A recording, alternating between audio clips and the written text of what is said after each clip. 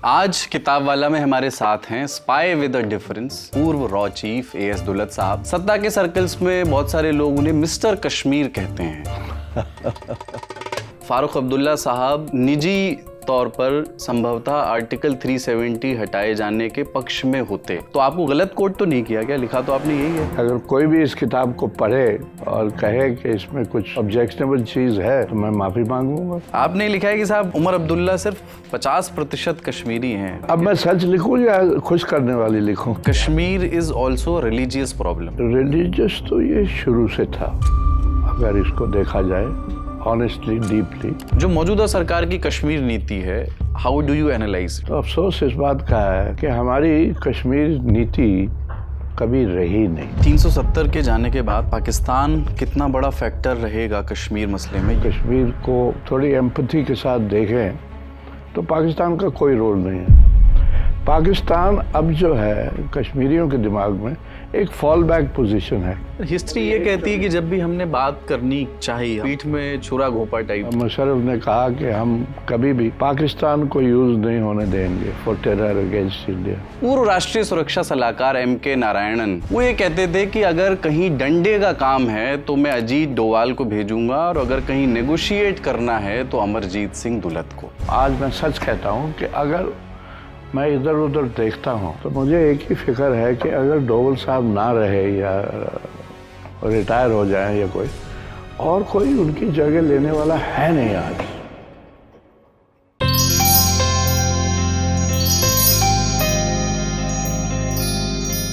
ये इंटरव्यू 22 अप्रैल को पहलगाम आतंकी हमले की खबर आने से पहले रिकॉर्ड किया गया था। आज किताब वाला में हमारे साथ हैं स्पाई विद अ डिफरेंस पूर्व रॉ चीफ एएस दुलत साहब। 3.5 दशकों का आपका करियर रहा। 60s के दौर में आप आईपीएस से आईबी में आए। कश्मीर में जो सबसे क्रूशियल दौर था 1989 और 90 वाला, जिसमें मिलिटेंसी पीक पर हुआ करती थी, उसमें आपने कश्मीर के इंटेलिजेंस ब्यूरो की कमान संभाली, और उसके बाद आप फिर रॉ चीफ बने, और रिटायरमेंट के बाद अटल बिहारी वाजपेयी की सरकार में प्रधानमंत्री कार्यालय में कश्मीर मामलों के सलाहकार के रूप में कार्यरत रहे। सत्ता के सर्कल्स में बहुत सारे लोग उन्हें मिस्टर कश्मीर कहते हैं। ये भी कहते हैं कि वो थोड़े सॉफ्ट अप्रोच वाले अधिकारी रहे। पूर्व राष्ट्रीय सुरक्षा सलाहकार एम.के. नारायणन, जिन्होंने फॉरवर्ड भी लिखा है इस किताब का, वो ये कहते थे कि अगर कहीं डंडे का काम है तो मैं अजीत डोवाल को भेजूंगा, और अगर कहीं नेगोशिएट करना है तो अमरजीत सिंह दुलत को। दुलत साहब की नई किताब अभी आई है, 5वीं किताब है उनकी।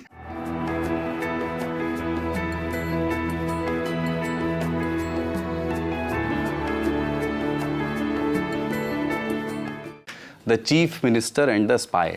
इसके पहले उन्होंने 4 किताबें और लिखी हैं। तो उनके अपने अनुभवों पर, उनके रॉ के दिनों पर आज बात करेंगे, आईबी के दिनों पर आज बात करेंगे, कश्मीर पर विस्तार से बात करेंगे, अजीत डोवाल साहब पर, कंधार विमान अपहरण पर आज बात करेंगे। मेरा नाम कुलदीप है और आप किताब वाला देख रहे हैं। सर, बहुत बहुत स्वागत है आपका।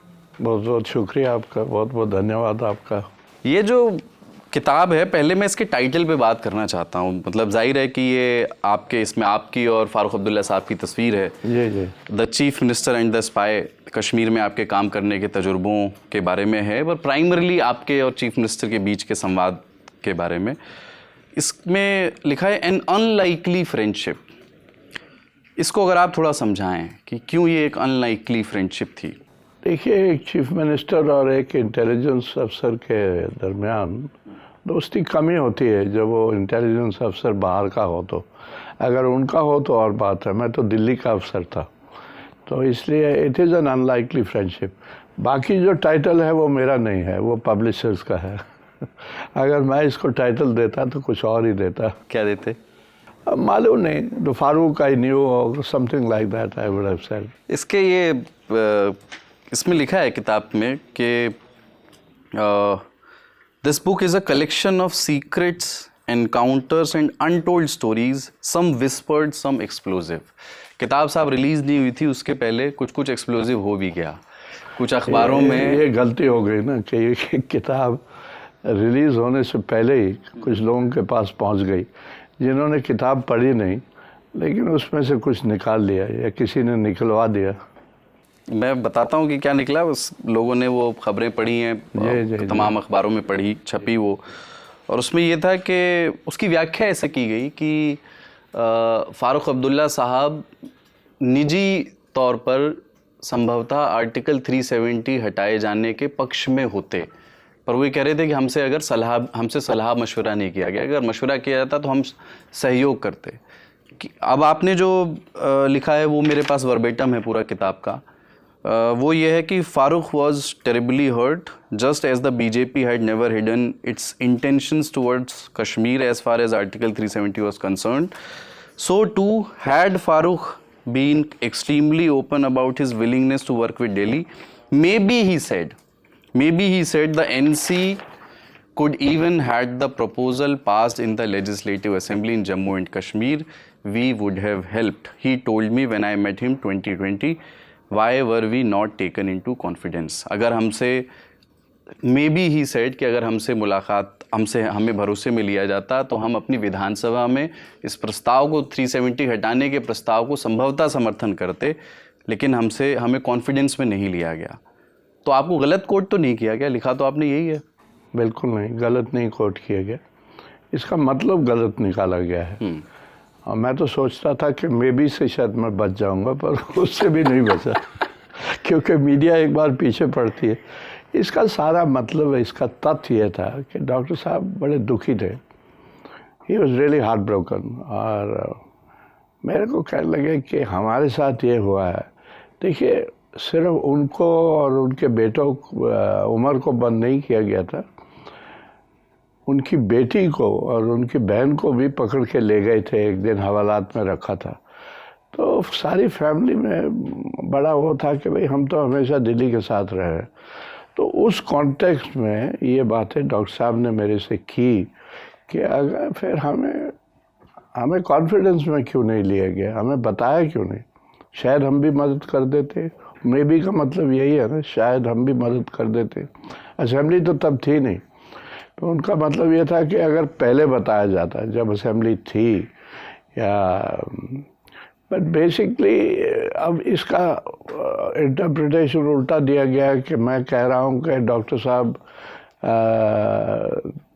अंदर ही अंदर चाहते थे कि 370 हटाया जाए। नहीं, बिल्कुल ऐसा कोई भी कश्मीरी नहीं था तब जो चाहता हो कि 370 हटाया जाए। ये तो बिल्कुल ही गलत बात है। लेकिन नाराज हो गए वो, हाँ, नाराज हो गए उन्होंने। ऐसा है ना, नाराजगी कई किस्म की होती है। अच्छा, ये कौन सी किस्म की थी? उन्होंने, मैं पीटीआई को, मतलब मैं उमर अब्दुल्ला साहब ने जो बयान दिए, बहुत सारी प्रतिक्रियाएं आई हैं। उमर साहब का मत दीजिए, पहले फारूक साहब को, डॉक्टर साहब का, जिनको आप डॉक्टर साहब कहते हैं, उन्होंने पीटीआई से बातचीत में कहा कि दुल्लत साहब की किताब आई है और उसमें इतनी गलतियां हैं कि मैं बयान नहीं कर सकता। अफसोस है कि अगर वो मुझे दोस्त कहते हैं तो दोस्त ऐसी बातें नहीं लिख सकता। जब मैंने 1996 में हुकूमत बनाई तो वो एक किताब में लिखते हैं कि मैंने उनसे पूछा कि किसको मिनिस्टर बनाऊं, और वो किताब में लिखते हैं कि आपने उन्हें कहा कि छोटी हुकूमत बनाना। अगर ये उन्होंने कहा होता तो मैंने तो 25 मिनिस्टर बनाए थे जो मेरा कोटा था, वो भी गलत। तो मैं क्यों पूछूंगा उनसे, सरकार मुझे चलानी है और मैं बीजेपी के साथ नहीं जाने वाला था।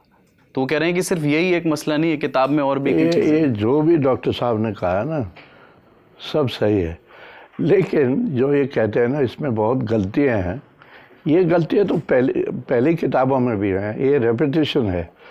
अगर पहली किताब पढ़ी जाए मेरी, या तीसरी किताब पढ़ी जाए, या दूसरी किताब, हर किताब में ये है, इसका जिक्र है 96 का। और बात बड़ी छोटी सी थी। डॉक्टर साहब ने मुझे कहा, आओ हम लंच खाते हैं ताज में। तो जब हम लंच खा रहे थे, मैंने कहा सर, सब कहते हैं, कश्मीरी कहते हैं कि आपकी जो पहली सरकार थी 83-84 वाली, वो सबसे अच्छी थी, और उसमें आपने 5-6 मंत्री रखे थे। तो आप इस बार भी 5-6 से शुरू करिए, फिर जितने मर्जी लीजिए। मैं थोड़ी सरकार बना सकता था। तो उन्होंने कहा ठीक है, जो आप कह रहे हो ठीक है।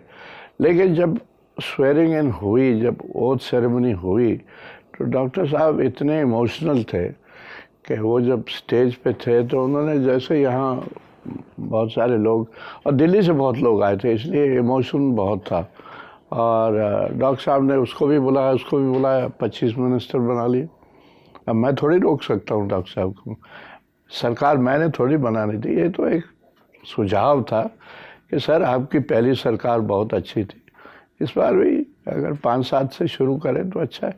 पर ये आप पहली किताबों में भी है, तब इनएक्यूरेसी नहीं किसी ने देखी। और मैं एक चीज़ और कहना चाहता हूँ कि डॉक्टर साहब ने ये किताब पढ़ी नहीं है। पढ़ेंगे तो नाराजगी शांत होगी, ऐसा लगता है आपको? अब क्या पता नहीं क्या शांत होगी क्या नहीं होगी। फोन आया क्या अभी किसी ने कि उनका? नहीं, कोई फोन नहीं आया खास, नहीं। आखिरी खफा बार हैं। खफा तो है, खफा हैं। ऑब्वियसली हैं, लेकिन उन्होंने कहीं ये भी कहा कि उनकी बेटी ने किताब पढ़ी है और वो कहती है कि ये तो हमेशा झूठ बोलता है। जी, उनका बयान है वो। हाँ, तो झूठ बोलता हूँ तो फिर झूठ बोलता हूँगा।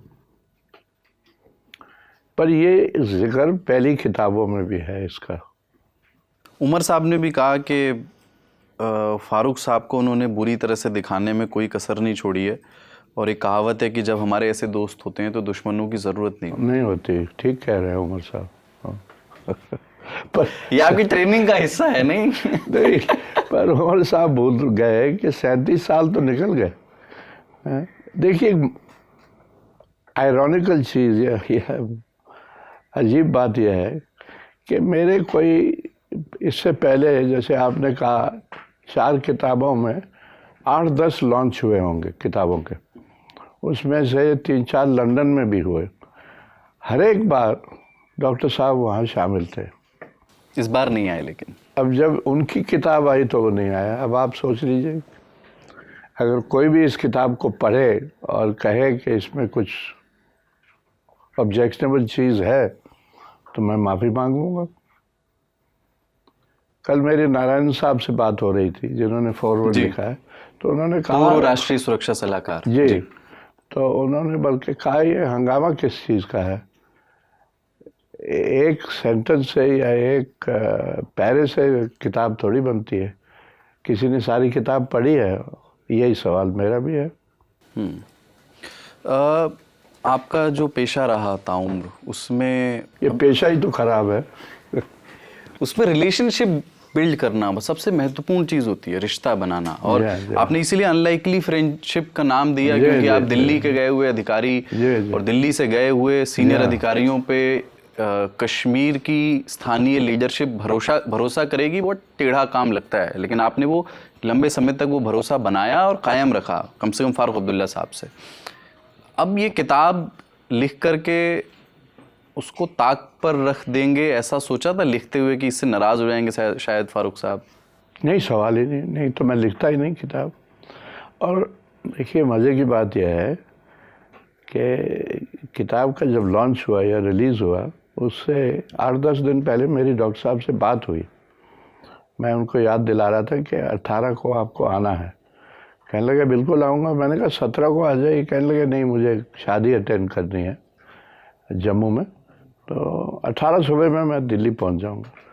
तो अगर 8-10 दिन पहले तक कोई गिला नहीं था, तो ये सडनली गिला क्यों हुआ?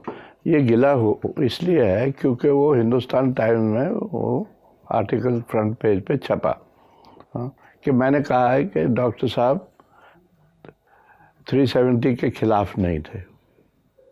इसी से कहानी बनी। फिर एक कहानी बनती है तो फिर बहुत कहानियाँ बन जाती है कि भाई अगर कोई शख्स 8 दिन पहले मेरे से खफा नहीं है तो 8 दिनों में इतने खफा कैसे हो गए, आप बताइए। क्योंकि वो खबर छपी जिसकी व्याख्या इंटरप्रिटेशन तो इस तरह बात से तो फिर किताब की नहीं है ना, बात तो उस खबर की है। वो खबर किसने दी? किसने? काश कि मैं आपको बता सकूं। अगर मुझे पता हो तब भी मैं नहीं बता सकता आपको। अच्छा, 2-3 बातें और मैं डॉक्टर साहब और उनके सुपुत्र अभी जो जम्मू कश्मीर के मुख्यमंत्री उमर अब्दुल्ला, उनके बारे में करना चाहता हूँ। पूछे। आपने अपनी किताब में ये दावा किया है कि फारूक साहब ने, डॉक्टर साहब ने मुझसे कई बार कहा कि मैं वापस मुख्यमंत्री बनना चाहता हूँ, लेकिन उमर अब्दुल्ला, उनके बेटे, चुनाव हार गए हैं, इसलिए दिक्कत हो गई। इसमें कोई शक ही नहीं है। यानी क्या प्लान था, मतलब प्लान यही था, डॉक्टर साहब से बातें होती रहती थी कि उमर दिल्ली आ जाएंगे, सांसद दिल्ली में संसद में बैठेंगे और फारूक साहब कश्मीर संभालेंगे? कि नहीं, डॉक्टर साहब ने कई बार मुझसे कहा मैं बनूंगा चीफ मिनिस्टर, मुझे बनना है। मैंने कहा ठीक है।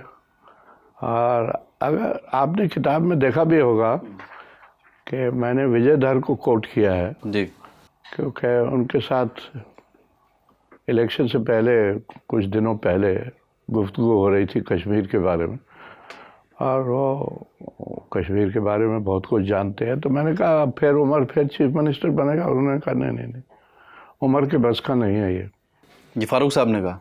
नहीं, विजय ने साहब कहा जी कि ये उमर के बस का नहीं है, फारूक ही को बनना चाहिए, वही संभाल सकता है। तो डॉक्टर साहब ने भी वही बात कही, ये तो नहीं कहा कि मेरा बेटा नहीं संभाल सकता, पर उन्होंने कहा मैं चीफ मिनिस्टर बनूंगा। और ऑब्वियसली आइडिया भी यही था, क्योंकि नहीं तो उमर को पार्लियामेंट की इलेक्शन लड़ने की कोई ज़रूरत नहीं थी, इसीलिए लड़े कि पार्लियामेंट में आएंगे वो।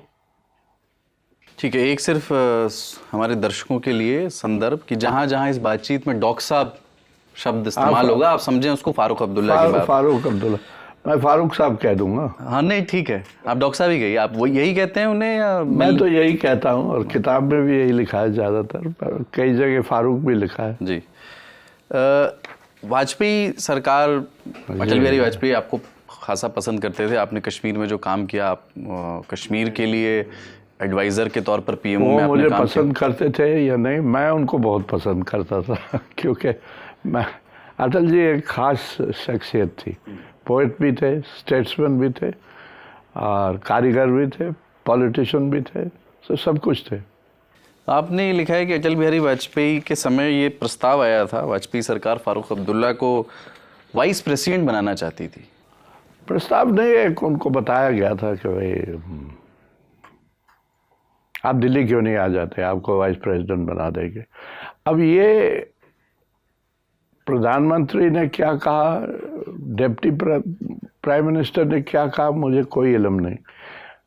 जो बात मैंने सुनी है वो हमारे घर में हुई थी। ब्रिजेश मिश्रा जी जो प्रिंसिपल सेक्रेटरी भी थे, NSA भी थे, उन्होंने डॉक्टर साहब से कहा डॉक्टर साहब आप दिल्ली आ जाइए, आपको वाइस प्रेसिडेंट बना देंगे। डॉक्टर साहब खुश थे, कहने लगे ठीक है मैं आ जाऊँगा। इसमें आपने लिखा है कि I mentioned the possibility of Farooq becoming vice president at a meeting with the prime minister and Vajpayee said to me, वो आपका आइडिया अच्छा है, उसको परस्यू करो। आपने प्रधानमंत्री को प्रस्ताव किया कि देखिए जब मैं वहाँ था, आई कुड मेक आउट कि ये चाहते हैं कि डॉक्टर साहब को कश्मीर से बाहर लाया जाए। तो एक ब्रीफिंग थी प्राइम मिनिस्टर साहब के साथ, कोई 40-45 मिनट बात हो रही थी।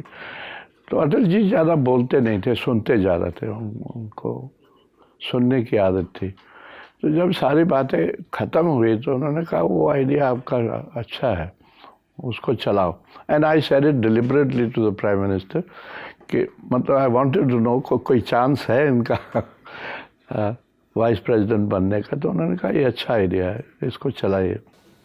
तो ये Atal Bihari Vajpayee, since you mentioned कि वो अच्छे लिसनर थे, और अक्सर हम बात करते हैं प्रधानमंत्रियों के स्टाइल ऑफ फंक्शनिंग पर, कौन कितना सुनता है, कौन बोलता कितना है, या किसके निर्देश इंस्ट्रक्शंस कितने स्पष्ट होते हैं, किसके इंस्ट्रक्शंस सिर्फ इशारों में होते हैं और आपको समझ करके काम करना पड़ता है। यही एक ऑफिसर और प्राइम मिनिस्टर की अंडरस्टैंडिंग है। तो अटल बिहारी वाजपेयी का जो फंक्शनिंग थी या उनसे इंस्ट्रक्शन लेना कितना वो अलग था कुछ, मतलब उसकी व्याख्या आप कैसे करें? नहीं, बिल्कुल क्लियर था। जब देखिए गज़ब की चीज़ ये थी कि अटल जी, जैसे मैंने कहा ना, बोलते कम थे, और क्योंकि काफ़ी उम्र बीत गई थी। मैं तो हमेशा कहता था कि जब वो फॉरेन मिनिस्टर बने ना मुरारजी के साथ, अगर तब प्रधानमंत्री बनते, क्या गज़ब की बात थी, फिर वो कुछ बात ही और थी।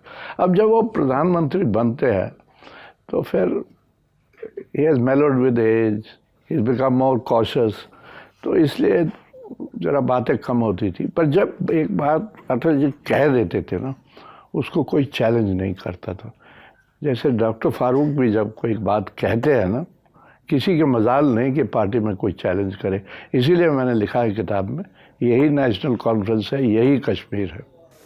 वो जो विट और हाजिर जवाबी है, वो उसमें थोड़ा इजाफा, थोड़ा असर अटल बिहारी वाजपेयी की संगत का भी एक हो सकता है। हाँ। हो सकता है। कमाल के हाजिर जवाब पॉलिटिशियन वो हुए। लेकिन आपने फारूक साहब का जिक्र किया, उमर साहब का जिक्र अभी हम कर रहे थे। दोनों पिता पुत्रों में संबंध कैसे हैं? मतलब बीच में बहुत अच्छे हैं अब बहुत अच्छे हैं। अब आपने लगाया, हाँ, कब अच्छे जैसे नहीं थे? मैंने लगाया तो मैं भी तो कब खराब थे या कब थोड़े हिले थे? खराब कभी भी नहीं थे। देखिए ना, बच्चों की आदत होती है जब बच्चे छोटे होते हैं ना, कि हमारा बाप पागल है, हमारा बाप ये है, हमारा। मेरा बेटा भी कहता था कई चीज़ों में, बेटी भी कहती है कि ये बेवकूफ़ है।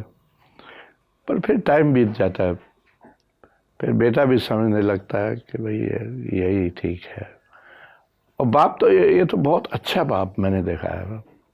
वो आपने किस्सा एक शुरू किया था ना, फिर आपने छोड़ दिया। कौन सा? कि फारूक साहब और उनकी बेगम हमारे घर आए जी। हमें बताने कि उमर शादी करना चाहता है और किसी हिंदू लड़की के साथ करना चाहता है, तो आपकी क्या राय है? मैंने कहा मेरी क्या राय होगी, आपको क्या तकलीफ है? आप तो इतने ब्रॉड माइंडेड इंसान हैं, आपको कोई प्रॉब्लम है? कहने लगे नहीं, हमें कोई प्रॉब्लम नहीं है, लेकिन मैं सोचा था आपकी राय ले लेंगे। मैंने कहा अगर उमर को इश्क हो गया है और आपने भी इश्क किया है, आप तो हमेशा ही इश्क में और रहे। आपने भी किया है। मैं तो मानता हूँ। तो फिर मैंने कहा फिर बात किस बात की? तो डॉक्टर साहब इमीडिएटली कहने लगे नहीं ठीक है, आप ठीक कहते हो, मैं तो वैसे कहने आया था। अब देखिए, पर ऐसा नहीं हुआ जैसे कश्मीर पे अभी हम आएंगे, मतलब सिंस आपने मेंशन कर दिया जी, कश्मीर में लोकल लेवल पर एस्पिरेशंस रखने वाले किसी व्यक्ति या जो लीडरशिप में है, वहाँ पर बहुत सारी चीज़ें, ऑप्टिक्स भी मैटर करते हैं उसमें। बिल्कुल। क्या ऐसा नहीं उस समय ये ख्याल आया होगा उनके मन में, या जब वो आपसे सलाह करने आए आपके मन में, बिल्कुल, कि बिल्कुल। इंटर रिलीजियस मैरिज करना गलत प्ले आउट कर सकता है कश्मीर में? यही बात होगी। आप ठीक कह रहे हैं, यही बात होगी एग्जैक्टली। जो ऑप्टिक्स की आप बात कर रहे हैं ना, अब देखिए जब दूसरी बच्ची की शादी होती है सचिन पायलट के साथ, उनकी जो छोटी बेटी है ना फारूक साहब की, सारा, उसकी शादी होती है सचिन पायलट के साथ, तब फैमिली में से कोई भी नहीं आता है और बहुत कम लोग थे। हम थे शादी में, क्योंकि हम दोनों तरफ थे। सचिन, वो राजेश बेचारा रह नहीं गया था, गुजर गया था जी। उनसे तो बड़ी अच्छी मित्रता रही है आपकी राजेश पायलट से। बहुत। और वो थे नहीं, डॉक्टर साहब आए नहीं शादी पे, हम थे। और मैं सोच रहा था वहाँ के राजेश कहीं ऊपर से देख रहा होगा कि बच्चे तो इकट्ठे हो गए। राजेश पायलट के बारे में बताइए, कैमरा हटने के बाद किस तरह के व्यक्ति थे? बहुत ही बढ़िया इंसान था वो, बहुत समझदार, डाउन टू अर्थ, बहुत अच्छा इंसान था। उसकी तो मैं बहुत कहानियाँ आपको बता सकता हूँ, बताइए ना। क्योंकि उनके साथ मैंने बहुत करीबी होके काम किया है। तो नरसिम्हा राव के बारे में क्या कह दिया था एक बार उन्होंने आपसे? वो क्योंकि एक उनके साथ भी रिश्ता था, वो 007 कहते थे आपको। हाँ, क्या कर रहे हो? मैंने कहा सर कुछ नहीं कर रहा, आओ फिर मेरे साथ चाय पियो। तो ऐसे नहीं, एक मैं आपको और बात बताता हूँ। उनका जो जन्मदिन था ना, अगर मुझे याद है तो 7 नवंबर को था। उसी तारीख को हमारी बेटी का भी जन्मदिन है। तो एक बार उन्होंने बुलाया हमें जन्मदिन पे, तो हम गए। दूसरी बार हम नहीं गए। तो कहने लगे भाई कैसे हो गया? मैंने कहा हमारी बेटी का भी जन्मदिन है। कहने लगे वो एक दिन पहले मना लेना, यहाँ तुम्हें होना ही होना है। लेकिन गज़ब की बात जो मैं आपसे कहना चाहता हूँ वो ये है कि उस पार्टी में जब वो देते थे अपनी बर्थडे पार्टी, तो 10 लोग ही होते थे और सारे एयरफोर्स के उनके दोस्त पुराने, और उनमें सिर्फ एक ही एक्सेप्शन थी, वो जो हमारे एयर चीफ मार्शल जो अर्जन सिंह जी, वो और उनकी मिसेज हमेशा होती थी। अब पॉलिटिशियन होते हुए बर्थडे पार्टी मना रहे हैं, तो मैं तो समझता था सोनिया गांधी होगी वहाँ, पर नहीं, उनके एयरफोर्स के दोस्त ही होते थे। लिमिटेड सर्कल लगते थे। बिल्कुल।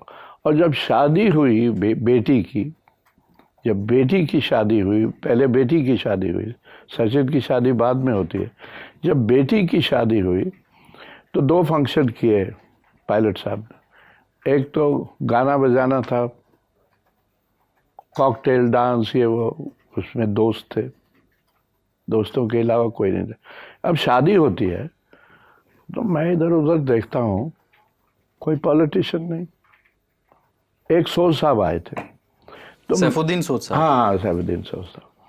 तो मैंने पायलट साहब से पूछा, मैंने कहा सर बहुत लेट हो गया, मैडम कब आ रही हैं? मैडम का मतलब सोनिया गांधी। कहने लगा मैंने बुलाया नहीं। मैंने कहा ये कैसे? कहने लगा उनको बुलाओ तो फिर सबको बुलाना पड़ता है। तो वो उस किस्म का इंसान था, बहुत डाउन टू अर्थ, जो दोस्त थे वो दोस्त थे उसके। वो नरसिम्हा राव के बारे वाला मैं आपसे क्या कहा था, सुनाई दीजिए ना। नरसिम्हा राव के टाइम वो minister of state for home थे, राजेश पायलट। राजेश पायलट। तो एक दिन मुझे कहने लगे, और वो चौहान साहब होम मिनिस्टर थे, तो मुझे कहने लगे ये ऐसा होशियार है हमारा प्राइम मिनिस्टर, जब मैं जाता हूँ मिलने तो कहता है होम मिनिस्टर साहब क्या हाल है, और जब मैं वापस आता हूँ ऑफिस तो होम मिनिस्टर को कहता है इसकी ऐसी तैसी करो। वहाँ भी carrot and stick. Carrot and stick, ये। पर फारूक साहब, डॉक्टर साहब और उमर अब्दुल्ला के बारे में जो आपने किताब में वो लिखा है, उसका सार संक्षेप में ये बता देता हूँ कि 2002 के चुनाव में आप ये कह रहे हैं कि उमर अब्दुल्ला जब चुनाव कैंपेन करने निकले तो वो अपने दादाजी का जिक्र ज़्यादा कर रहे थे, शेख अब्दुल्ला शेख साहब का, और रादर देन जो उनके पिताजी की लेगेसी है उसका। इसका उनके परिवार में मैसेज क्या गया? उन दिनों में आपकी कभी फारूक साहब से बात हुई कि उमर अब्दुल्ला कैंपेन कर रहे हैं पर अपने पिताजी का नाम उतना नहीं ले रहे हैं जितना दादाजी का ले रहे हैं? मैं कैसे कह सकता हूँ? नहीं, आपकी बात हुई क्या फारूक साहब से? नहीं, इस विषय में कोई बात नहीं हुई, ना ही मैं कर सकता था, ये तो फैमिली का मामला है। लेकिन उससे उमर साहब को कोई फ़ायदा नहीं हुआ, दादाजी दादाजी कह के। और मैं एक चीज़ और बताऊँ आपको कि 2002 में उमर साहब अभी पूरी तरह जो मैच्योरिटी, पॉलिटिकल मैच्योरिटी आज है, वो तब नहीं थी। और वो अपने फादर से थोड़ा डरते भी थे, थोड़ा मतलब कि ये क्या कहेगा। एक होती है ना स्टेज हर एक फादर एंड सन में कि भाई हम तो बाप के सामने खड़े नहीं हो सकते थे, अब ज़माना बदल गया है। तो अब उन दिनों उमर साहब अपने बाप के सामने खड़े होते डरते थे, थोड़ा सा हिचकिचाते थे। सचिन पायलट से बात होती है? अब नहीं होती है, वो भी नहीं करता है बात। बट उनको मानते हैं आपकी पॉलिटिकली उस दौर में जो भी थे, जो भी आपका असेसमेंट था उनके राजनीतिक उसमें, लेकिन अभी मैच्योर हो गए हैं वो, स्पेशली अभी जो कांग्रेस में पिछले दिनों राजस्थान में मैं तो समझता हूँ कि सचिन ज़रूर लीडर बनेगा, लीडर है। और मैं तो राजस्थान काडर का हूँ, मैं आपको बता सकता हूँ कि राजस्थान में बहुत लोग उनको मानते हैं। अब वो जो चीफ मिनिस्टर थे, क्या नाम था उनका, गहलोत साहब, अशोक गहलोत जी, हाँ, वो सीनियर थे तो वो सीनियर रहे। अब सीनियरिटी तो सीनियरिटी होती है ना। पर सचिन बनेगा चीफ मिनिस्टर, डेफिनेटली बनेगा, मुझे कोई शक नहीं। अब मेरे से बात करे ना करे वो और बात है। देखिए, मज़े की बात यह है, जब राजेश पायलट गुजरे एक्सीडेंट में, मैं चीन से वापस आ रहा था, मैं बीजिंग गया हुआ था, और मैं रात बैंकॉक रुका तो हमारा जो अफसर था उसने आके कहा एक बड़ी ट्रेजेडी हो गई है, राजेश पायलट की डेथ हो गई। अरे ये तो बहुत अफसोस है। I was quite shattered. तो खैर मैं वापस दिल्ली आया तो मैं इनके घर गया अफसोस करने। तो मिसेस पायलट भी हमें जानती थी, फैमिली की तरह रिश्ता था। और सचिन वहाँ बैठा हुआ था, तो मेरी ज़्यादा बात सचिन से हुई। मैंने कहा अब बताओ, अब तुम कब पॉलिटिक्स ज्वाइन कर रहे हो? तो ये वॉटन स्कूल से वापस आया था, कहने लगा कभी नहीं करूँगा मैं, अंकल मैं कभी नहीं करूँगा। मैंने कहा भाई तुम्हारे जीन्स में है, कैसे नहीं करोगे, ये तो लिखा हुआ है। तो अब तो है पॉलिटिशियन। एक आपने अपनी किताब में लिखा है, पेज नंबर 189 मेरे सामने खुला हुआ है, इसमें गलत पेज ना खोलिए। नहीं वो इसीलिए मैंने पहले चेक कर लिया है। अच्छा। आपने लिखा है कि साहब उमर अब्दुल्ला सिर्फ 50% कश्मीरी हैं। कुछ तो आपने नाराज करने वाली चीजें लिखी हैं। अब जैसे आप अब मैं सच लिखूं या खुश करने वाली लिखूं? आपने लिखा कि वो Omar presents a picture of contrasts, 100% Indian but only 50% Kashmiri and 50% still the head boy of Sanavar. हाँ। On the other hand, Farooq is 100% Indian and more than 100% Kashmiri. इसको थोड़ा समझाइए। सिर्फ इसलिए कि उमर साहब कश्मीर में उन्होंने पढ़ाई नहीं की, वो बाहर से पढ़ के आए? पढ़ाई की बात नहीं, बहुत सारे कश्मीरी कहते हैं इसको। जब 2008 में भी उमर साहब चीफ मिनिस्टर बने ना, कई कहते थे कि ये ट्वीट सीएम है, फ़ोन पे ज़्यादा रहता है, और कुछ कहते थे ये तो अंग्रेज़ है, इसको कश्मीरी भी नहीं बोलनी आती। तो ऐसी बातें थी, लेकिन अब तो मैं समझता हूँ कि काफ़ी हद तक अब इनको कश्मीरी अब बनना ही पड़ेगा। अगर मैं जो भी लिखा है उसको ठीक करूँ तो मैं कहूँगा कि अब उमर साहब के पास कोई ऑप्शन ही नहीं है। अगर 50% थे तो अब 100% बनना ही पड़ेगा, नहीं तो कश्मीरी छोड़ेगा नहीं। 2-3 सवाल और इससे जुड़े हुए, फिर अपन कश्मीर पे चलेंगे। जैसे आप उनके बारे में तो कह रहे हैं कि 50% है, लेकिन डॉक्टर साहब के बारे में, फारूक अब्दुल्ला साहब के बारे में कह रहे हैं, किताब भी फारूक साहब के बारे में है। उनके बारे में आप कह रहे हैं कि वो Farooq is the Kashmir, he is Kashmir. तो आप लिख रहे हैं कि इंडिया अलायंस में जो करंटली मेस चल रहा है, जी। Farooq is a great candidate to be its leader. उसको लीड करने के लिए फारूक अच्छे लीडर हैं। इसको थोड़ा इस लिहाज से समझाएं, ऐसी कौन सी लीडरशिप कैपेबिलिटीज, क्वालिटीज उनकी हैं? क्योंकि 2 सांसदों की पार्टी है मेरा ख्याल है अभी, नेशनल कॉन्फ्रेंस, और उसको इंडिया अलायंस लीड करने के लिए जिसमें उनसे बड़ी संख्या वाली बहुत सारी पार्टी। जी। मैं इसलिए ये कहा या लिखा क्योंकि मैं समझता हूँ कि हिंदुस्तान में फारूक साहब एक, मैं समझता हूँ सबसे बड़े लीडर हैं।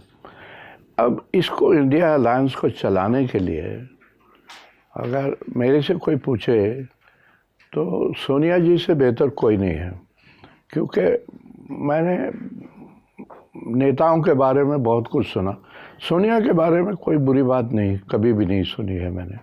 सब उनकी तारीफ़ ही करते हैं और उनके लिए रिस्पेक्ट भी है बहुत सारा। अब अगर सोनिया जी पीछे हट गई हैं पॉलिटिक्स से थोड़ा सा, तो और तो मुझे ध्यान में कोई आता नहीं है। शरद पवार है, पर मैं समझता हूँ फारूक साहब उससे बड़े लीडर हैं शरद से, तो इसलिए किसी को अगर लीड करना है। पर फारूक साहब बार बार कह चुके हैं कि इंडिया अलायंस इज अलाइव और इसको कांग्रेस ही चलाएगी।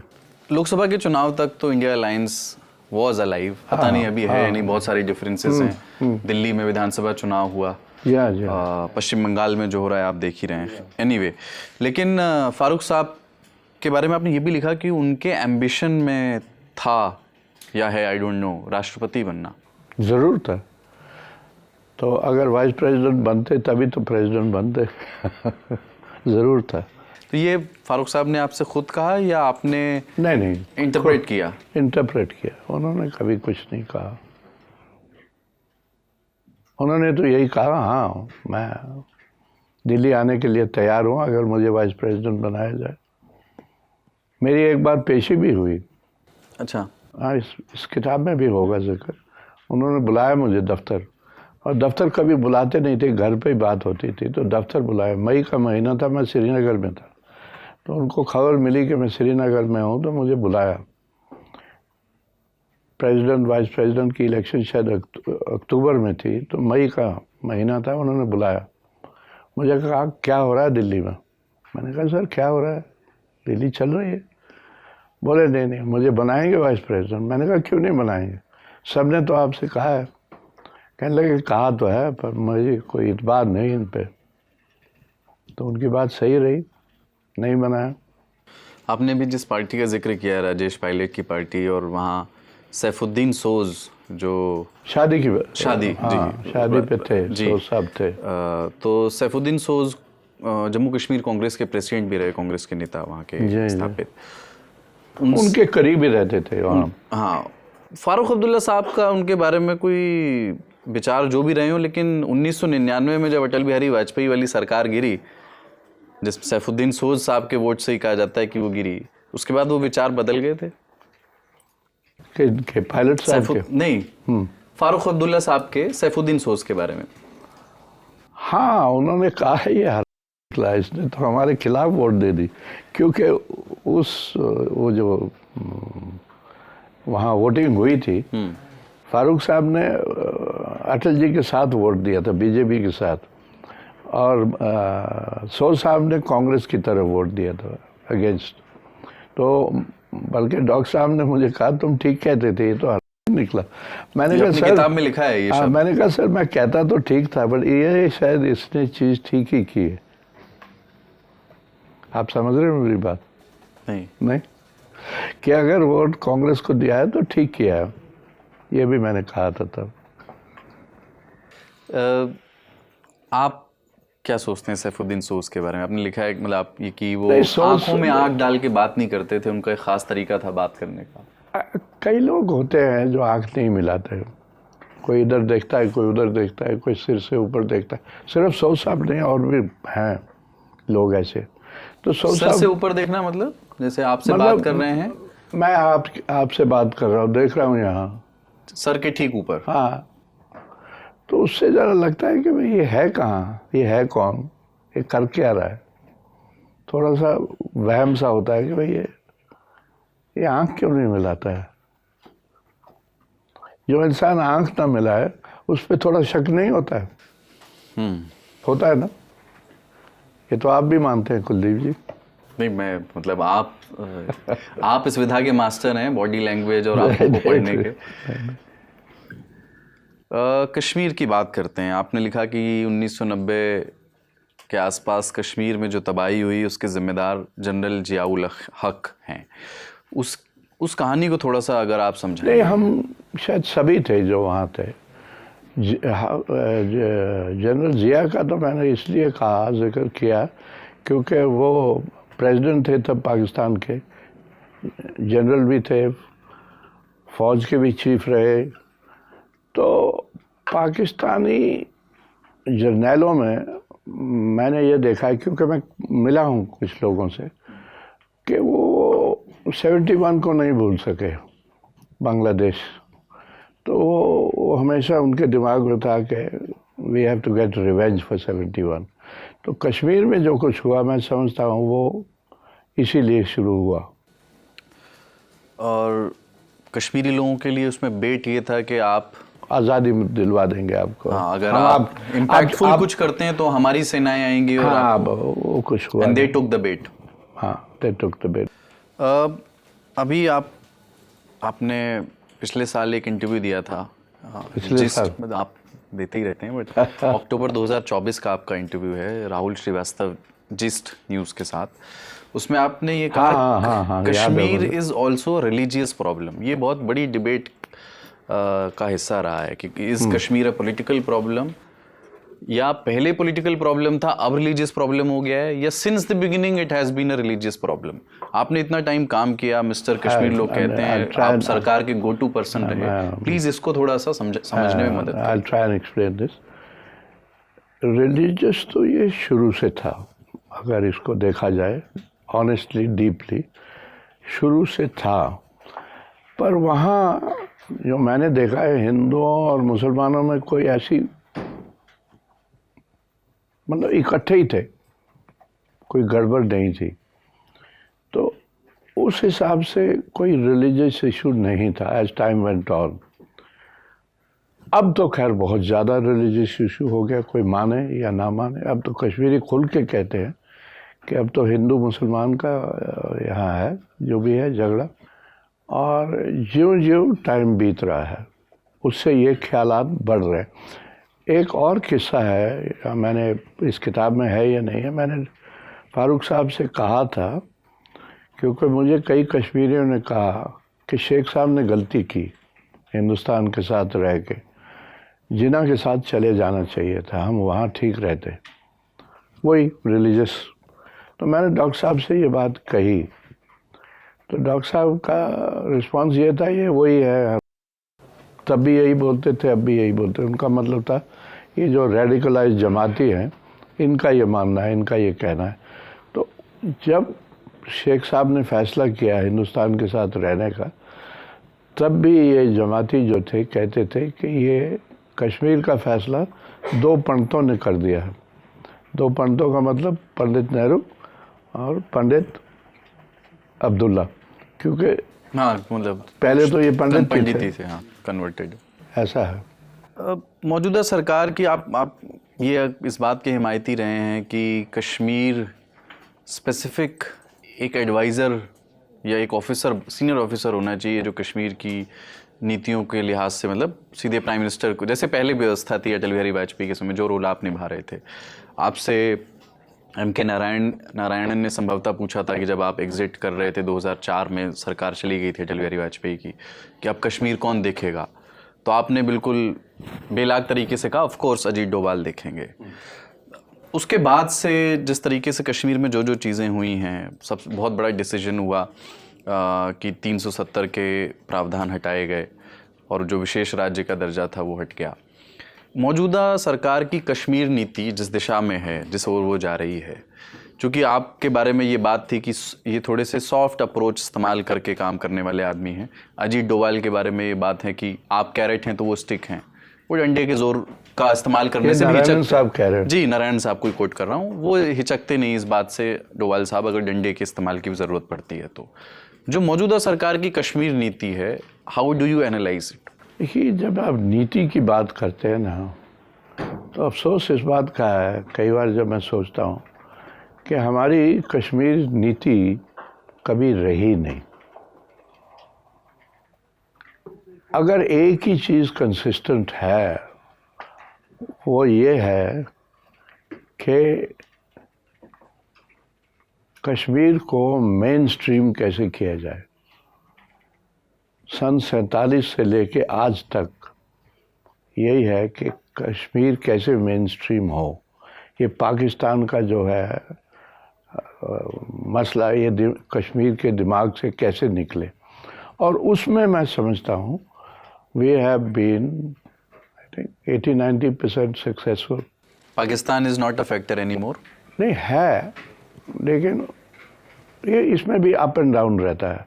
देखिए, अगर आप जैसे आप कह रहे हैं कश्मीर पॉलिसी हो या कश्मीर को थोड़ी एम्पैथी के साथ देखें, तो पाकिस्तान का कोई रोल नहीं है।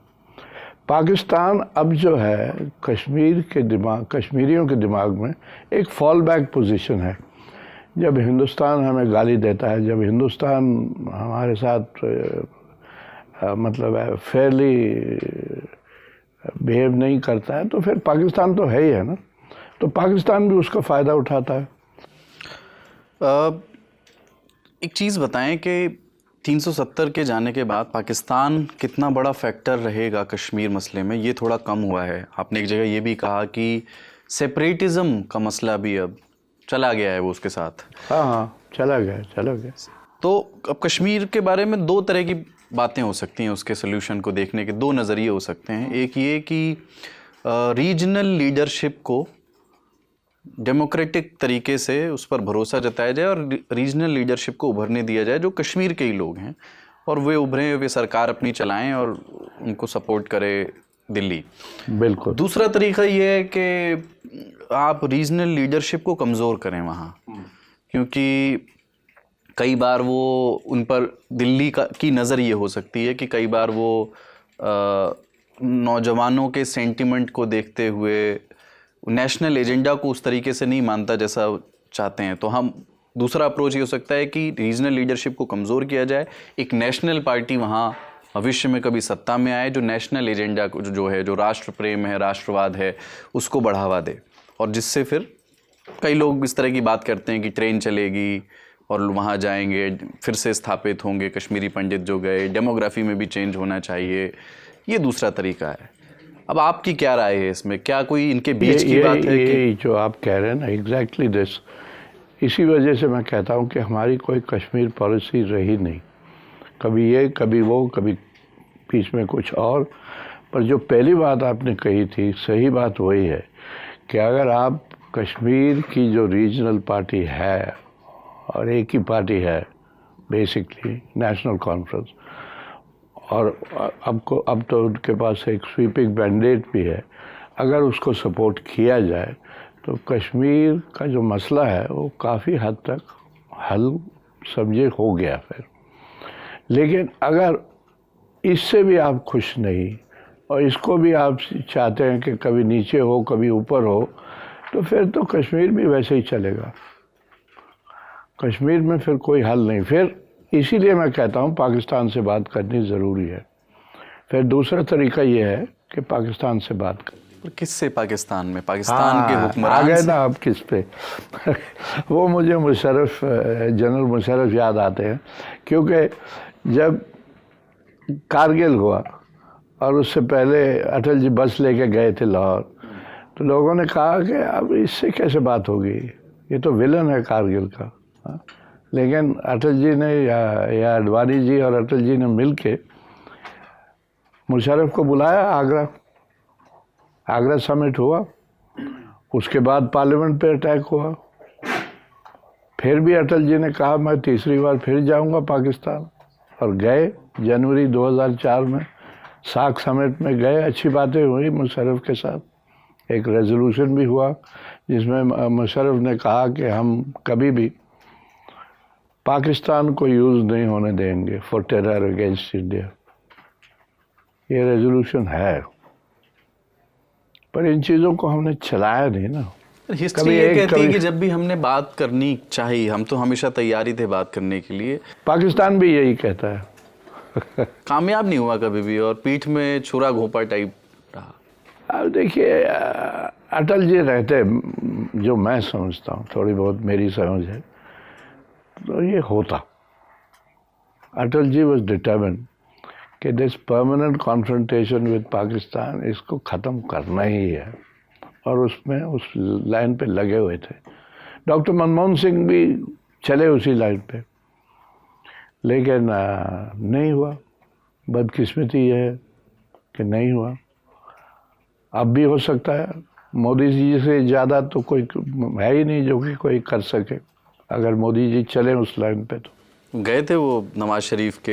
हाँ, एक बार ही गए ना, वो तो 10 साल हो गए उस बात को। आई रिमेम्बर दैट क्रिसमस 2015, सो अब हम अनअनाउंस्ड, फिर चले जाइए अनअनाउंस्ड। मैंने कई बार कहा, जो लोग कहते हैं ना कि क्या रास्ता क्या है, जब इमरान जब प्राइम मिनिस्टर थे, मैंने कहा बहुत आसान है, इमरान को चाहिए मोदी जी को फ़ोन करे कि मैं आ रहा हूँ आपके साथ, हैदराबाद हाउस लंच खाऊंगा आपके साथ। 1 घंटे की तो फ्लाइट है वहाँ से यहाँ, लंच खाए और यहाँ वही बयान दे जो दिल्ली सुनना चाहता है, फिर देखिए बात कैसे चलेगी आगे। पर वो तो इमरान की बात थी। अब शहबाज शरीफ हैं। उनको भी मैंने कहा था पिछली बार, कोई पाकिस्तानी पूछ रहे थे कि क्या करना चाहिए, तो दिवाली के पहले की बात थी, मैंने कहा दिवाली के लिए मिठाई लेके आ जाए मोदी जी के साथ और कहें मैं वहाँ जाना है अजमेर शरीफ, और यहाँ पे वही तकरीर या बयान दें कि भाई हम तो हिंदुस्तान के साथ हैं, हम तो एक ही हैं, एक ही साथ चलेंगे। इसी चीज़ जो डॉक्टर मनमोहन सिंह बार बार कहते थे ना कोई आउट ऑफ द बॉक्स, जैसे आपने कहा किससे बात करें, तो मैं कहता हूँ आउट ऑफ द बॉक्स कुछ सोचिए, किसी से बात करिए। तो इसके लिए इस तरह का भरोसा चाहिए कि आप हमारे कश्मीर में दखल देना बंद करें। उनको ये लगता है कि साहब बलूचिस्तान में भारत दखल देता है, इतना पानी बह गया है, और दूसरा पड़ोस में तो उनके वही पानी रोकना है ना या उसको दूसरी तरफ चलाना है। जैसे कहते हैं शेख साहब ने कहा कि फारूक साहब को कि पॉलिटिक्स कश्मीर में बहुत मुश्किल है। It is like jumping into the Jhelum and you will have to swim against the tide. और डॉक्टर फारूक साहब तो विद द टाइड ही रहे हैं हमेशा, इसीलिए वो जो पैरा आप पढ़ रहे थे या लाइन जो आप पढ़ रहे थे वो इसीलिए, क्योंकि फारूक साहब हमेशा दिल्ली के साथ ही रहे हैं और उनकी कोशिश भी यही रही है कि दिल्ली के साथ ही चला जाए। 370 को हटाना इम्पैक्टफुल डिसीजन रहा, आप मानते हैं? उसकी कोई ज़रूरत ही नहीं थी। वो तो जैसे उस लाइन में लिखा है कि सबको मालूम था इनको मौका मिलेगा तो ये हटा देंगे। ज़रूरत क्यों नहीं थी उसकी? मतलब वो हट चुका था। जब शेख साहब ने अकॉर्ड किया इंदिरा गांधी के साथ 75 में, तो जो कुछ उस पर था वो ख़त्म हो गया था। उसके बाद 370 में बचा क्या था? कुछ नहीं था। सब कुछ तो शेख साहब ने कंसीड कर दिया था तब। और जो कुछ शेख साहब चाहते थे कि कुछ रिव्यू हो जाए, वो तो दिल्ली ने कभी किया नहीं। जो दिल्ली को सूट करता था वो किया, और जो नहीं सूट करता था वो तो उसकी कोई बात ही नहीं हुई उसके बाद। So actually Sheikh had considered 370। और शेख साहब ने एक और बड़ी ख़ास बात कही थी कि ये जो है, हम जो हिंदुस्तान के साथ आए हैं ये अब इर्रिवोकेबल है, एक्सेशन। आपने लिखा है कि जैसे पीडीपी और बीजेपी का गठबंधन हुआ, मुफ्ती मोहम्मद सईद साहब तब थे, वो गठबंधन, मैं सिर्फ पूछ रहा हूँ आपके अपने असेसमेंट के हिसाब से, आपने लिखा है कि देखिए वो गठबंधन जो है सीटों और वोटों के हिसाब से वो लाजमी था, लेकिन उसमें सिर्फ गलती मुफ्ती साहब की ये थी। फारूक साहब ऐसी गलती नहीं करते हैं। मुफ्ती साहब sort of got carried away. वो कहते थे ना, नॉर्थ और साउथ में हम मिलाएंगे, जम्मू और कश्मीर को हम मिलाएंगे, तो he overestimated himself and underestimated Modi ji. ये आपने लिखा है किताब में। हाँ, तो जब अल्टीमेट बात आई तो फिर मुफ्ती साहब थोड़े दुखी हुए, क्योंकि एक पब्लिक मीटिंग में मुफ्ती साहब ने कुछ कहा था पाकिस्तान के बारे में। तो मोदी जी ने कहा मेरे को कुछ सिखाने की ज़रूरत नहीं है, मैं सब जानता हूँ। तो ये जब पब्लिक में कहा गया तो कश्मीरी ने कहा ले लो मज़ा बीजेपी के साथ चलने का। जब सबको बंद किया था ना आफ्टर द एब्रोगेशन, आपको याद होगा फारूक साहब के बारे में कुछ लड़के कहते थे और बोलो जय माता की, अब अच्छा है तुम्हें बंद ही रहना चाहिए। ये भी हुआ था।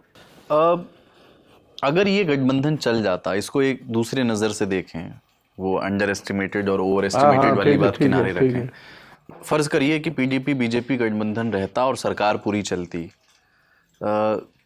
कश्मीर के लिए वो अच्छा होता? एक राष्ट्रीय पार्टी जो सत्ता में है, एक रीजनल पार्टी को साथ में लेकर के जम्मू कश्मीर में सरकार चले। अगर चलती तो अच्छा था, क्यों नहीं अच्छा था?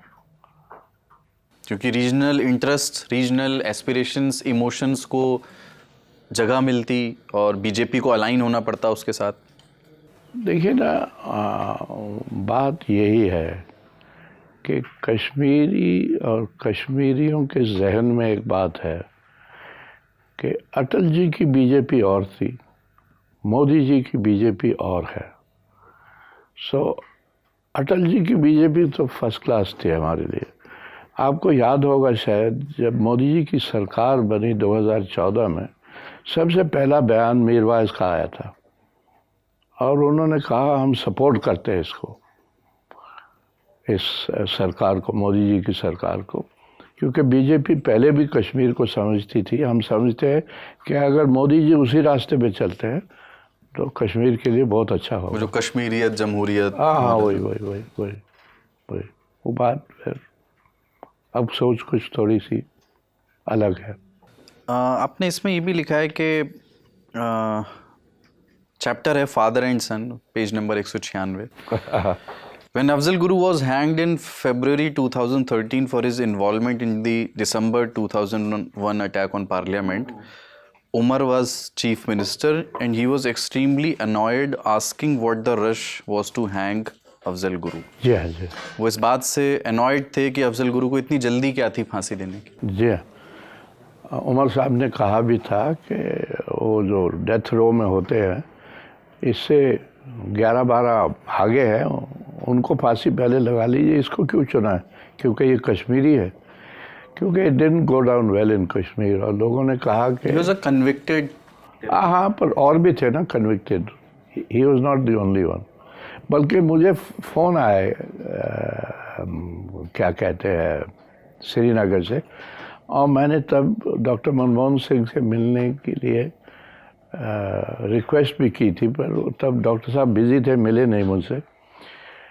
तो मैं, क्योंकि मुझे जो फ़ोन आया कश्मीर से वो ये था कि ये डॉक्टर मनमोहन सिंह क्या ये कर रहे हैं, ये तो बीजेपी का एजेंडा है, ये कांग्रेस का एजेंडा तो हो नहीं सकता, एक कश्मीरी को फांसी लगानी, जब 11-12 और हैं। तो खैर है, नहीं फांसी लगी तो उसका क्रिटिसिज्म हुआ, उसका क्रिटिसिज्म कुछ उमर साहब पे भी हुआ कि आपने क्यों माना, पर उमर साहब के पास कोई ऑप्शन ही नहीं थी, क्या करें। इंदिरा गांधी और फारूक साहब के रिश्तों के बारे में थोड़ा सा बताइए, क्योंकि बड़ा अच्छा रिश्ता था। मतलब बाद में जैसे इंडिया अलायंस में तो साथ में रहे और अभी गांधी परिवार से भी ठीक ठाक रिश्ते हैं, लेकिन हाँ, ठीक ठाक। वो एक मसला हुआ था, तब रिश्ता खराब यूँ हुआ, और उस टाइम बल्कि रिश्ता बहुत अच्छा था इंदिरा जी का और शेख साहब, क्योंकि 75 में तो अकॉर्ड हुआ था, और इंदिरा जी ने शेख साहब से कहा था कि इसको बनाइए सक्सेसर। जैसे जैसे शेख साहब की सेहत कमज़ोर होने लगी और लोगों को पता लगा कि इनको हार्ट प्रॉब्लम है, तो पता नहीं कब तक जिएंगे नहीं जिएंगे, तो इंदिरा जी ने कहा था शेख साहब को कि आप फैसला करिए, इसको अनाउंस करिए, यही ठीक है। तो इसलिए अब जब डिसमिसल हुआ फारूक साहब का, तो ही वाज हर्ट 1984 में। 84 में जब उसकी बेसिक वजह ये थी कि इंदिरा गांधी की रिक्वेस्ट थी कि हम अलायंस बना के इलेक्शन लड़ें, और फारूक साहब ने कहा इसकी कोई ज़रूरत नहीं है, आप दिल्ली संभालिए, कश्मीर हम संभालेंगे, क्योंकि उनको मालूम था कि नेशनल कॉन्फ्रेंस कांग्रेस के बगैर भी जीत रही है और जीतेगी, क्योंकि शेख साहब के गुजरने के बाद काफ़ी एम्पैथी थी। Instructions from Delhi were to swear in Gul Mohammad Shah, who is the husband of Begum Khalida Shah, daughter of Sheikh Abdullah। जी हाँ, जी यानी फारूक अब्दुल्ला साहब जो चीफ मिनिस्टर थे, उनको रिप्लेस कर दिया गया उनके बहनोई से। जी हाँ, जी। तो ये सिर्फ इंदिरा गांधी की ओर से एक किस्म का बिट्रेयल नहीं था, फैमिली की ओर से भी था। लेकिन what hurt him more was कि इंदिरा जी ने जो किया, और वो अपने बीके नेहरू साहब जो गवर्नर थे, जी जी जी, उन्होंने तो इनकार कर दिया था, और उन्होंने लिखा भी है अपनी किताब में कि ये गलती हुई, ये होना नहीं चाहिए था। फिर ये जो रिश्तों में अगर ही वॉज हर्ट, तो वो जो रिश्तों में बर्फ़ जमती है वो कभी पिघली होगी, वो कैसे, कब पिघली, मतलब वो पिघली राजीव गांधी के टाइम जब अकॉर्ड हुआ ना दोबारा 86 में, राजीव फारूक अकॉर्ड, तो तब पिघली। फिर अलायंस हुआ, इलेक्शन इकट्ठे लड़े, इसीलिए तो फारूक साहब कहते हैं अगर रिगिंग हुई है तो दिल्ली ने करवाई होगी, मैंने नहीं करवाई रिगिंग। अजीत डोभाल साहब के बारे में बात करते हैं। आपने हमेशा जब भी बात हुई है तो आपने मतलब कहा तो यही है कि बहुत काबिल ऑफिसर है। आपका मतलब मैं झूठ बोल रहा हूँ? नहीं, मैं सवाल मेरा ये है कि आप मतलब आपके तरीके डिफरेंट हो सकते हैं, हाँ, उनका अलग, उनका बिल्कुल, अलग, पर बिल्कुल। वो तरीके हैं ही डिफरेंट हमारे। हाँ, मैं वो मानता हूँ। कश्मीर को समझते हैं, पर उन कश्मीर को लेकर के जो कुछ हो रहा है कश्मीर में, आप बहुत खुश तो उससे दिखते नहीं है। नहीं, मैं कैसे खुश हो सकता हूँ, क्योंकि मैं समझता हूँ इसकी ज़रूरत नहीं है। और प्यार से बात करें। अब उमर अब्दुल्ला चीफ मिनिस्टर है, उसको साथ लेके बात करें। और एक छोटी सी बात है जो स्टेटहुड वाली है, वो कर दीजिए रिस्टोर। वो तो आपने कमिटमेंट दे रखी है। डिले करने से कोई ख़ास फ़ायदा तो दिल्ली को मिलता नहीं, मैं समझता हूँ। अगर कोई दिल्ली के दिमाग में कोई और बात नहीं है तो उससे उमर साहब की क्रेडिबिलिटी में बहुत वो होगा। डोवाल साहब के बारे में आपने एक कहा कि नहीं, डोवाल साहब की मैं अल्टीमेट बात आपको बता देता हूँ। आज मैं सच कहता हूँ कि अगर मैं इधर उधर देखता हूँ तो मुझे एक ही फिक्र है कि अगर डोवाल साहब ना रहे या रिटायर हो जाए या कोई उनकी जगह लेने वाला है नहीं आज, बिल्कुल नहीं है। ऐसा he is indispensable today for the prime minister. आप बड़े सोच में पड़ गए। नहीं सोचना तो मुझे चाहिए। उनकी स्ट्रेंथ्स क्या हैं? जैसे मतलब हम बात करें, जैसे मैं कंधार हाईजैक भी मुझे याद आता है कि पहले किसी और को भेजने के बारे में बात हो रही थी, फिर ये होगा कि नहीं, अजीत डोवाल को भेजना चाहिए। हाँ, वही जो हमारे बेस्ट नेगोशिएटर थे और जो पाकिस्तान को समझते थे, तो उन्हीं को भेजा गया। आपको मालूम है डोवाल साहब तो पाकिस्तान में भी रहे हैं जी। तो ये है। आपने कहा है कि वो मुझसे बेहतर जासूस थे, इसके मानी क्या है? बिल्कुल है। जैसे कैसे तय होता है कि जस्ट रिलेशनशिप बिल्ड करने के तय तो नारायण साहब ने कर दिया ना, आपको बता दिया कि अगर डंडा लगाना है तो फिर डोवाल साहब, अगर बातचीत करनी है नरमी से तो मुझे भेज देंगे। किस्म किस्म के लोग होते हैं। और अजीत डोवाल साहब, मैं आज भी कहूँगा, पता नहीं वो मेरे बारे में क्या सोचते हैं, क्योंकि अब इतनी ज़्यादा मुलाकात नहीं होती। But I rate him very high and I am a good friend. उसमें मेरे दिल में कोई शक नहीं है। आखिरी बार कब बात हुई थी, याद है? जब आप कहेंगे। कब बात उनसे कब हुई थी आखिरी बार? अच्छा, उनसे कब हुई थी? दिवाली पे हुई थी। अच्छा, courtesy talk, happy Diwali. Happy Diwali यूँ थी कि वो आईबी में फंक्शन होता है दिवाली पे, तो वहाँ मिले थे हम। और कई लोग कहते थे कि वो उनकी सेहत वेहत ठीक नहीं, बिल्कुल ठीक ठाक है, राजी खुशी है, सेहत में कोई प्रॉब्लम नहीं। मशवरा भी कभी कभी कर लेते हैं? नहीं, मेरे से नहीं, मशवरा तो मैं उनसे कभी करूँ या ना करूँ वो नहीं करते। उनको कोई मेरे मशवरे की ज़रूरत नहीं है। कंधार के समय आपको एक और काम दिया गया था कि आप फारूक साहब के पास जाएं, वो तो क्योंकि फारूक साहब नाराज थे, जिन कहानी सब prisoners को जानते छोड़ा हैं। जा रहा फारूक था। साहब बहुत खफा हुए, बहुत बातें कही उन्होंने। मसला यही था कि उनको एक मौका मिला था कि भाई दिल्ली हमेशा हमारे खिलाफ बोलती रहती है, अब मैं भी दिल्ली के खिलाफ कुछ बोल सकता हूँ। बोले, खूब बोले, ज़बरदस्त। ये आपने पिछली किताब में लिखा है कि एनएसए की पोस्ट के लिए, मतलब आपने ये भी लिखा है कि मुझे पहले से ही मालूम था कि अजीत डोवाल पीक पर पहुंचेंगे। उसमें मुझे कोई शक नहीं था। मैं तो कई इंटरव्यूज़ में भी कहा, और लोगों ने तब पूछा मुझसे कि तुम्हें कैसे मालूम? मैंने कहा मेरा दिल कहता है, मेरा इंस्टिंक्ट कहता है, और कोई है नहीं। और आज भी मैं वही कहता हूँ। आज मुझे ज़्यादा फिक्र है। तब शायद इधर उधर कुछ और भी लोग थे, फॉरेन सर्विस वाले थे जो ढूंढ रहे थे वही पोजीशन, लेकिन आज तो मुझे कोई दिखता ही नहीं है। आज he is become absolutely indispensable. Hardeep Puri versus वो अजीत तब डोवाल था। भी हुआ था जब एनएसए कौन बनेगा की बात हुई थी। हाँ, तब बात थी। और अपने जेटली साहब जो हरदीप के साथ रहे हैं। हरदीप पुरी का नाम किसने पिच किया था कि वो? शायद जेटली साहब ने किया था। अच्छी दोस्ती थी। दोनों शायद हिंदू कॉलेज में थे, इकट्ठे पढ़े थे। ये मेरी हंच है, आई डोंट नो। पर हरदीप पुरी भी बहुत उस्ताद है।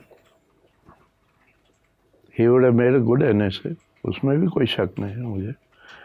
पर अब इतना टाइम बीत गया है ना, अब उस गोल चक्कर में फिर उस रोल में आना बहुत मुश्किल है।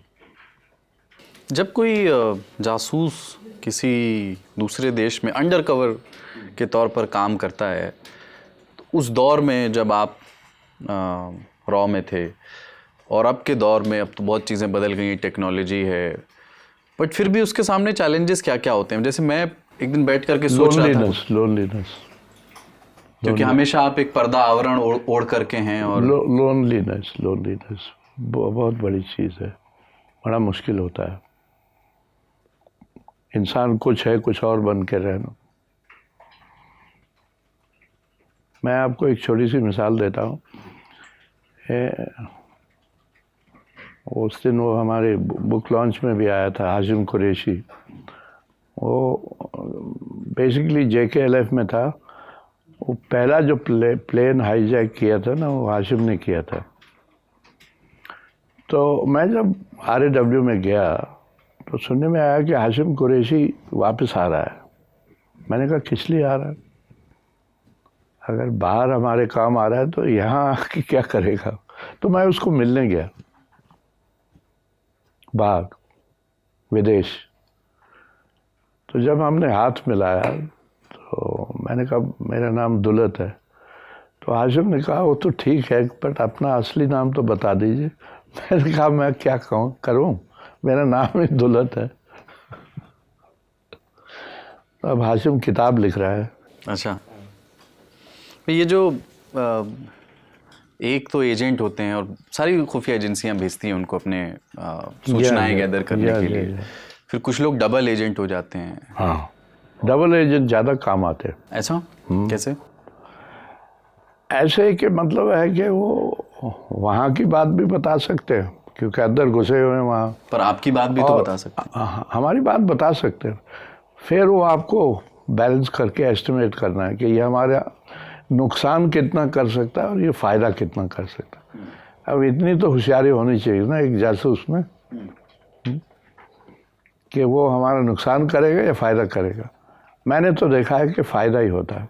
CIA के डायरेक्टर रहे लियोन पेनेटा, उनका बड़ा जिक्र होता है कि रिलेशनशिप बिल्डिंग के माहिर थे, या उनके बारे में एक किस्सा चलता है कि उन्होंने एक सोर्स को लैम्बोर्गिनी गिफ्ट कर दी थी just to gather some information.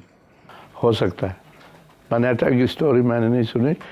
मेरे टाइम में मेरा कंटेम्प्रेरी जो था वो था जॉर्ज टेनेट था, और वो इसके साथ क्लिंटन के साथ भी रहा और बुश के साथ भी रहा। होशियार आदमी था। अगर विदाउट आप रिवीलिंग दी कॉन्टेक्स्ट कि क्या किस घटना, आप कोई ऐसी कहानी किस्सा या सुनाना चाहेंगे कि सोर्स के साथ आपको इस तरह से नेगोशिएट करना पड़ा या उसको खुश करने के लिए? कोई, मुझे कॉन्टेक्स्ट नहीं चाहिए आप क्या कोई भी कभी भी सोर्स को प्रसन्न करने के लिए आपको आउट ऑफ द बॉक्स जाना पड़ा हो, जो रूल बुक में होता नहीं है? नहीं, वो रूल बुक में सब कुछ होता है और कुछ भी नहीं होता। हम रूल के मुताबिक थोड़ी चलते हैं। जी। मैंने शायद किसी किताब में लिखा था कि अगर आप किसी एजेंसी में मदर टेरेसा को ढूंढ रहे हैं तो नहीं मिलेगी। तो ये है, ये कारोबार ही कुछ ऐसा है। पहली किताब में वो फिर बड़ा हंगामा हुआ उस पर। मैंने कहा था कि भाई मारने मरवाने की बजाय अगर आप किसी को पैसे से खुश कर सकते हो तो पैसा दे देना चाहिए। Bribery is better than killing. Bribery is better than killing. उस पर हंगामा हुआ, किसको दिया पैसा? मैंने कहा ये थोड़ी मालूम है मुझे ना, ये मैं बताऊंगा कि किसको दिया या नहीं दिया। सवाल ये है कि किसने नहीं दिया, ये सवाल अगर आप पूछे फिर तो बात बनती है। अच्छा, ठीक है। एक चीज़ और कि बीते कुछ समय से आप देखते होंगे, खबरें आती होंगी आपको, पाकिस्तान में, कनाडा में जो भारत में मोस्ट वांटेड अपराधी वो हैं, फजूल की बात है। उनको 2 बाइक वाले आते हैं और मार के चले जाते हैं, और फिर हमने ऐसा काम कभी नहीं किया। कनाडा में हम पर आरोप लगाए, बट एजेंसीज मैं इस तरह के काम तो कराती हैं, हमारी नहीं मैं कहीं इस और बात को मानता नहीं, पर अगर हुआ है तो फिर बहुत कोई फ़ायदा नहीं इसका। जो अटल बिहारी वाजपेयी के साथ जब आप काम करते थे तो उस समय भारतीय जनता पार्टी में भी कई लोग ये कहते थे, मतलब पॉलिटिकल चीज़ है, आपसे कमेंट नहीं मांग रहा हूँ इस पर, कि गृह मंत्री लाल कृष्ण आडवाणी हैं और कुछ उनके पसंद के लोग हैं और कुछ अटल बिहारी वाजपेयी के पसंद के लोग हैं। पर NSA ब्रजेश मिश्रा जो प्रिंसिपल सेक्रेटरी भी थे और NSA भी थे, उनके गृह मंत्री लाल कृष्ण आडवाणी से अच्छे संबंध नहीं थे। नहीं थे, ठीक कह रहे हैं। किस बिना पे, मतलब क्या? वो समझते थे कि ये आडवाणी जी पॉलिटिक्स समझते नहीं हैं और उनको अपनी होम मिनिस्ट्री संभालनी चाहिए। प्रधानमंत्री जो कर रहे हैं वही ठीक होता है, और असल में होता भी वही था जो अटल जी चाहते थे। आखिर में his word was the last word, वो तो बार बार हुआ है, बहुत कहानियां हैं उसकी। आपको ये कहा गया था कि आप जाकर के ब्रजेश मिश्रा जी को रिपोर्ट कर दो, तो मेरे बॉस को पसंद नहीं आया। एक्चुअली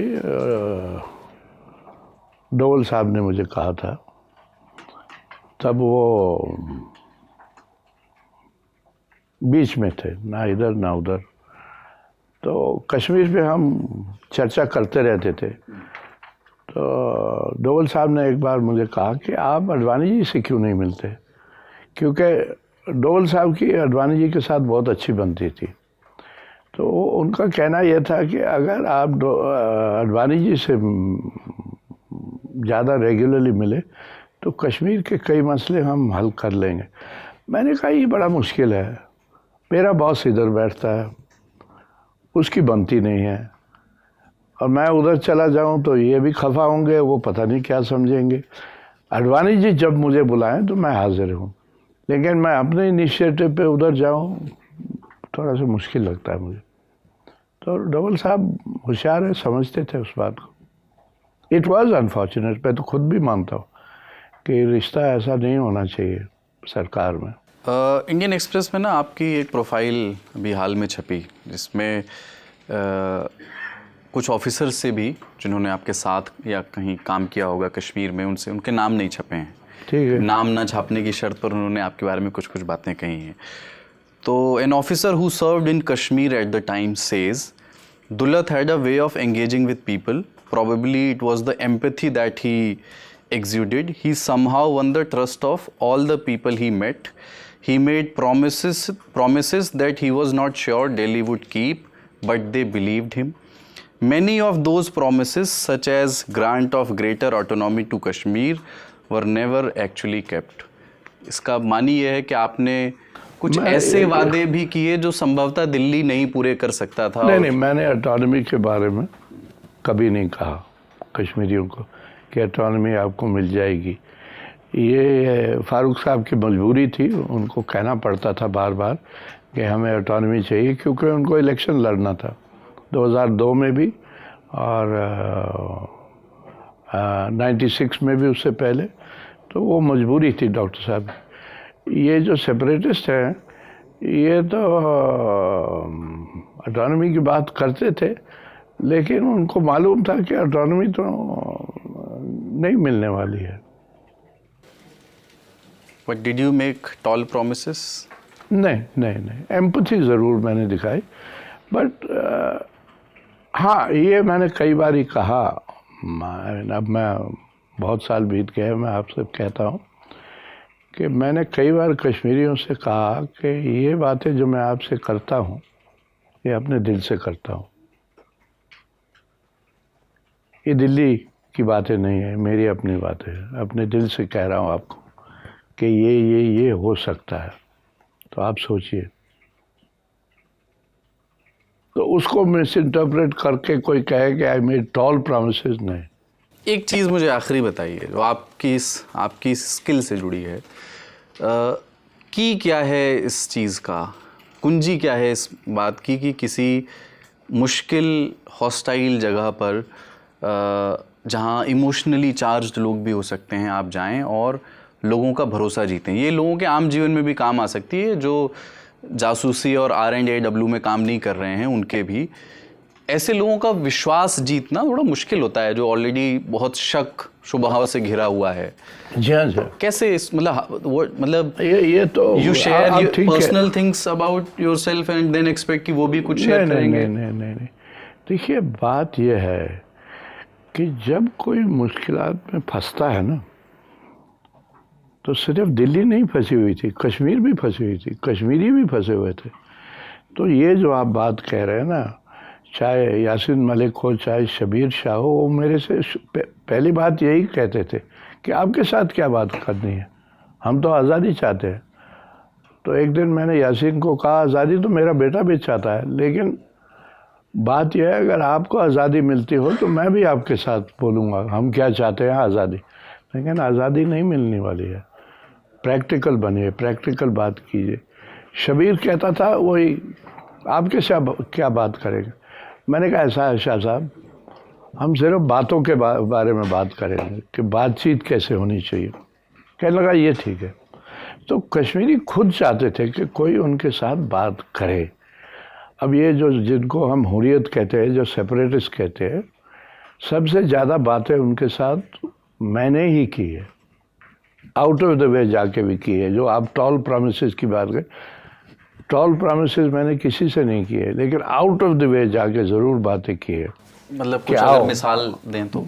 आओ मिलो, हम एक ही साथ हैं, करेंगे, इसका हल निकालेंगे। और 2002 तक भी एक मौका था हुर्रियत को।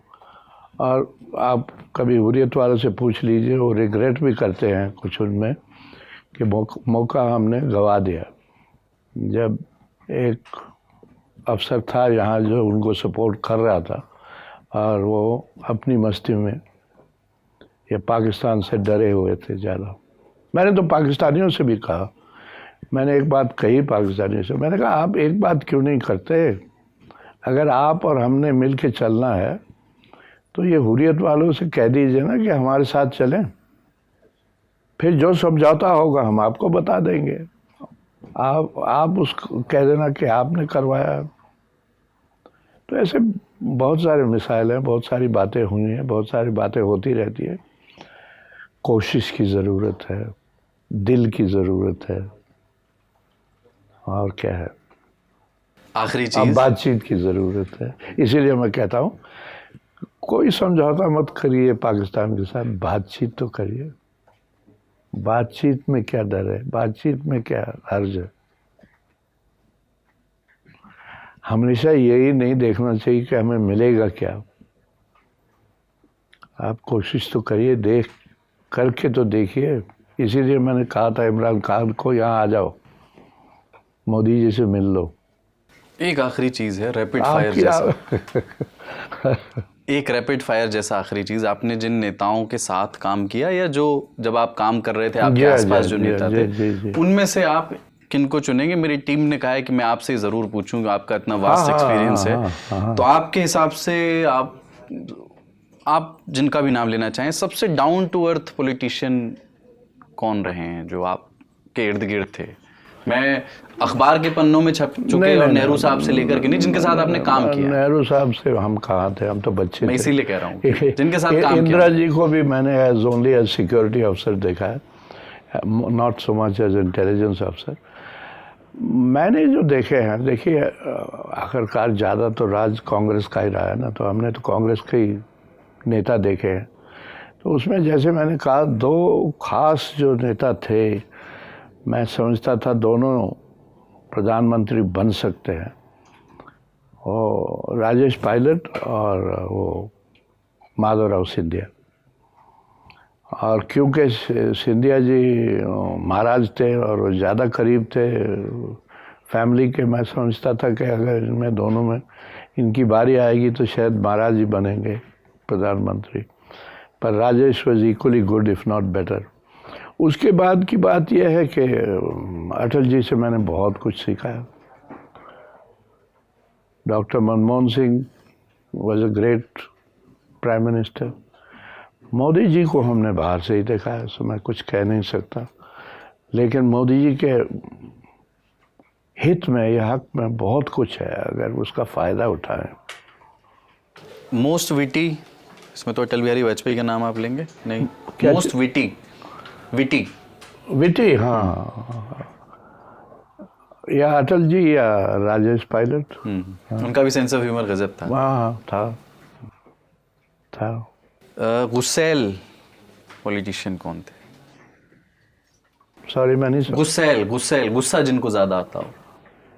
गुस्सा ज़्यादा आता हो। डॉक्टर साहब? डॉक्टर साहब का गुस्सा बड़ा सुपरफिशियल सा गुस्सा है। ये बड़ा प्यारा इंसान है, इसका गुस्सा कभी मैंने गुस्सा माना नहीं। मेरे से भी हुआ है गुस्से, कई बार हुआ है। क्यों, आपको टाइम मिल गया, आ गए फिर मेरे पास। तो डॉक्टर साहब के साथ मतलब ये एक इंसान को दूसरे इंसान को समझना चाहिए कि चीज़ क्या है, बात क्या है, चलना कैसे चाहिए। अब अगर वो गुस्सा करे और आप भी गुस्सा करें तो फिर कैसे बात होगी। डॉक्टर साहब गुस्सा नहीं करता है। तो इसमें कोई नाम नहीं याद आता? गुस्से वाला तो मैंने कोई देखा नहीं। असल में जो गुस्सा करे वो पॉलिटिशियन हो ही नहीं सकता। आप जानते हैं, समझते हैं इस बात को, लेकिन आज आप मुझे मरवाएंगे।